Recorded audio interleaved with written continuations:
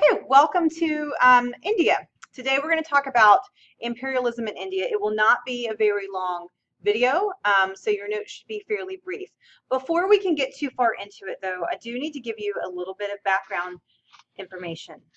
So Britain had become interested in India. They had been interested in India for quite some time. They first became interested in India for economic reasons in the 1600s.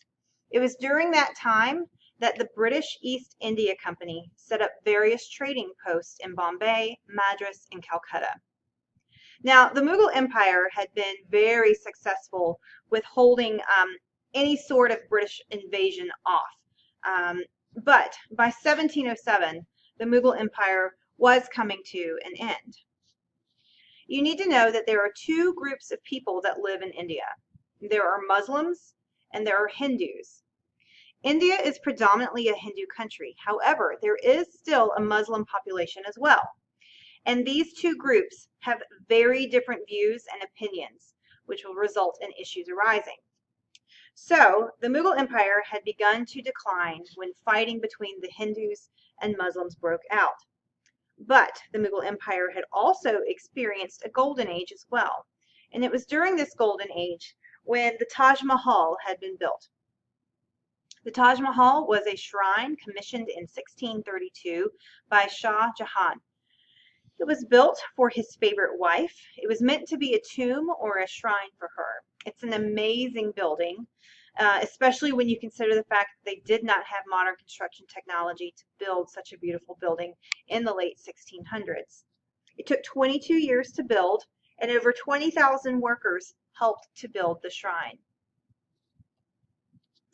Just to give you some idea of what else is going on in the world at this point in time, the collapse of the Mughal Empire occurred at the same time as the 7 Years' War.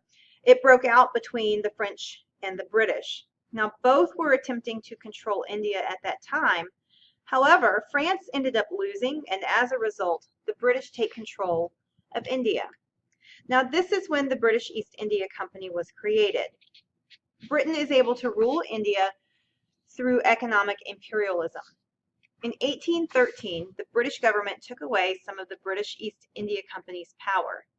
Despite that, the British East India Company still owned a major part of Indian life, and then India was given a nickname.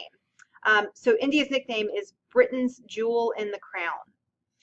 It was given this nickname because India had so many natural resources that Britain wanted. India had vast wealth, and Britain wanted to be wealthy. It actually was the main source of Britain's wealth at this point in time. It was by far the most valuable of all of Britain's colonies. And so with British control came many restrictions upon Indians.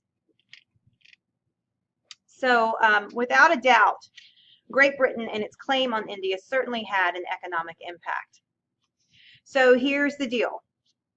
In order for the British East India Company to be successful, India could not import any sort of finished good from another country. So they couldn't import anything from anywhere other than Britain. They also couldn't make their own finished products.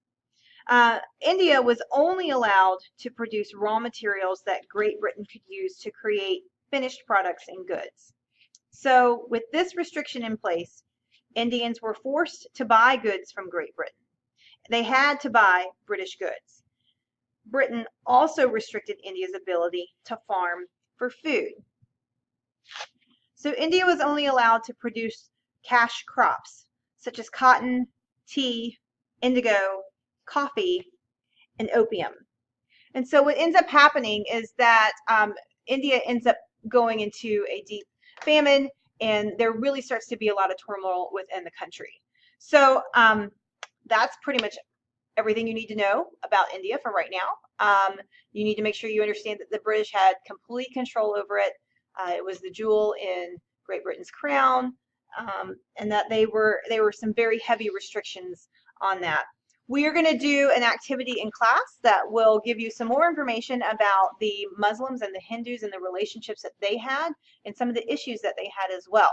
So make sure you're ready for that next class, and I'll see you then.